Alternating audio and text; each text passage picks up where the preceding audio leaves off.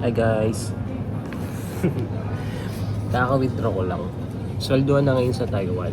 So, ang basic kasi na ngayon na salary dito sa Taiwan is 29,500 NT. Or equivalent siya na sa 54 to 55,000 sa peso monthly. Tapos, less pa dun yung mga labor insurance, health insurance, tsaka yung bayad sa dorm. Pero babawi ko na lang sa overtime, ganun. Bali ang sinweldo ko ngayong buwan, kasama yung overtime, tapos may leave din kasi ako eh. Umabot siya ng 45,000 NT times 1.8 nyo na lang guys. So ganun yung sinusweldo namin dito sa company namin. Depende sa company guys, kasi yung iba may OT, yung iba walang OT, ganun. Na-withdraw ko na. Pero mamaya wala, ubos na rin to. Papadala ko na to sa Pinas. Dito ako sa Family Mart guys, nagpapadala. Or pwede rin sa mga 7-Eleven, ganyan.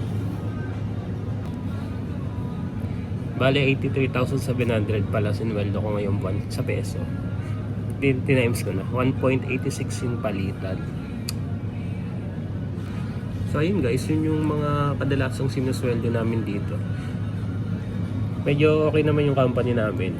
Medyo mahina, pero kahit pa paano may overtime pa naman. Tsaka may konting bonus kahit pa paano. Pero yung bonus ng Chinese New Year, hindi pa siya kasama ngayon. Baka next month pa siguro yun. Next month or next month, parang ganun.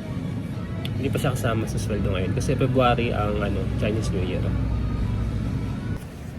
Nakapagpadala na ako guys, and tapos ko nabayaran lahat ng mga bills ko, and yun, kapag grocery na rin ng mga dilata para sa isang buwan.